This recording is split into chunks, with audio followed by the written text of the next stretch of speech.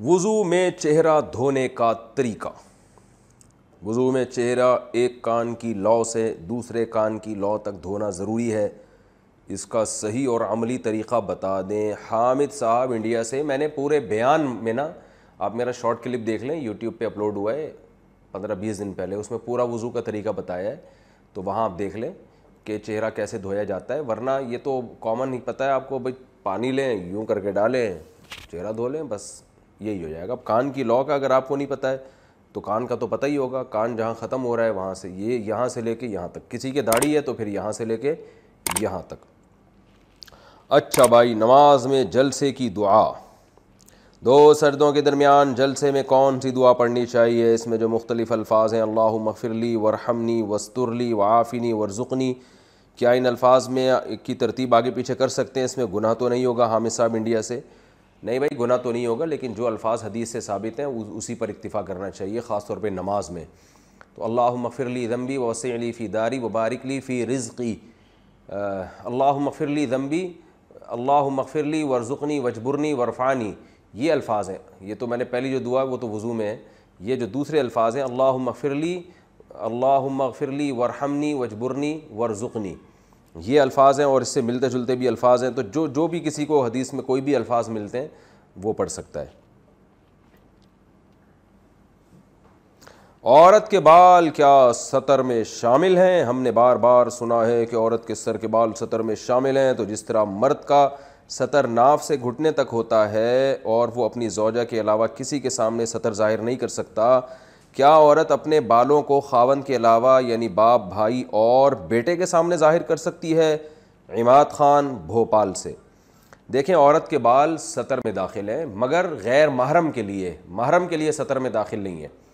کسی بھی غیر مرد کے سامنے عورت اپنے سر کے بال بالکل بھی نہیں کھول سکتی، جائز نہیں ہے، حرام ہے اس کے لیے۔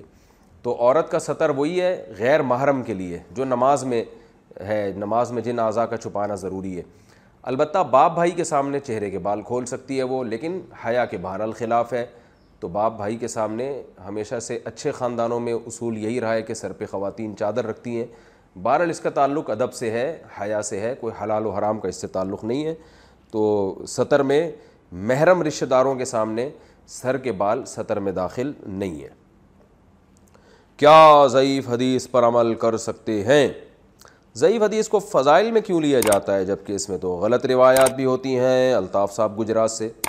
بھائی ضعیف روایت غلط نہیں کہہ سکتے، غلط تو موضوع من گھڑت روایت کو کہتے ہیں۔ ضعیف روایت کا مطلب یہ ہوتا ہے، یہ نہیں ہوتا کہ 100% من گھڑت ہے، بلکہ اس میں کمزوری ہوتی ہے، ایسی مستند نہیں ہوتی۔ تو کمزور ہونے کی وجہ سے اس میں جو احکام تھوڑے سخت ہیں، تو لیکن وہ راوی جھوٹا نہیں ہوتا۔ اگر جھوٹا راوی ہو نا تو پھر تو حدیث ہی من گھڑت کہلائے گی، پھر تو اس کا ہونا نہ ہونا برابر ہے۔ ضعیف حدیث کا یہ مطلب نہیں ہوتا کہ وہ بالکل ہی کالعدم ہے، بلکہ اس میں امکان ہوتا ہے کہ نبی صلی اللہ علیہ وسلم نے عین ممکن اس طرح فرمایا ہو، تو امکان کے درجے میں اس پر عمل کیا جا سکتا ہے۔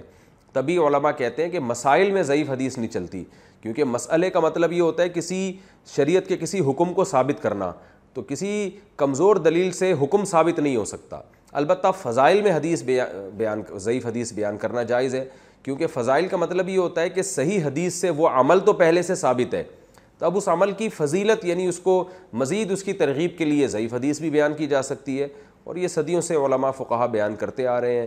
محدثین صحیح احادیث بھی ذکر کرتے ہیں، ضعیف بھی ذکر کرتے ہیں، اور ضعیف روایات فضائل میں بیان کی جاتی ہیں، البتہ مسائل میں نہیں بیان کی جا سکتی، تو فضائل میں بیان کرنے میں کوئی حرج نہیں ہے، یہ خوب سمجھ لیں اچھی طریقے سے۔ البتہ وہ فضیلت جو پہلے سے صحیح حدیث سے ثابت ہو، صحیح حدیث سے، جیسے نماز جو ہے نا، اس کی فضیلت تو صحیح حدیث سے پہلے سے ثابت ہے، تو اب اس میں مزید اگر کوئی اس کو ترغیب دینے کے لیے ضعیف حدیث بھی بیان کر دے تو کوئی حرج نہیں ہے۔ البتہ ایک چیز کی فضیلت پہلے سے صحیح حدیث سے ثابت ہی نہیں ہے، تو پھر ضعیف حدیث سے اس عمل کو ثابت کرنا، یہ پھر جو ہے اس میں دونوں طرح علماء کے موقف ہیں۔ بعض علماء اس کے بالکل بھی قائل نہیں ہیں، اور بعض علماء اس کے اس صورت میں قائل ہیں کہ اس سے کوئی شریعت کا حکم کے اپوزٹ نہ جا رہی ہو، لیکن جو دونوں قول ہیں، لیکن زیادہ مضبوط بات یہی معلوم ہوتی ہے کہ عمل کو ثابت کرنے کے لیے بہرحال صحیح حدیث کا ہونا ضروری ہے۔ ہاں، پھر اس عمل کو چار چاند لگانے کے لیے، اس میں مزید یعنی فضیلت کے لیے اس کے تائید میں ضعیف روایتیں پیش کرنے میں کوئی حرج نہیں ہے، بلکہ جائز ہے۔ کیونکہ ضعیف حدیث کا مطلب یہ ہرگز نہیں ہوتا کہ نبی نے ایسا فرمایا ہی نہیں ہے، اس بات کا امکان پورا موجود ہوتا ہے کہ آپ صلی اللہ علیہ وسلم نے اس بات کو ارشاد فرمایا، اس کا امکان کی حد تک یہ بات ہوتی ہے۔ اهدنا الصراط المستقیم، ہم کو سیدھے رستے چلا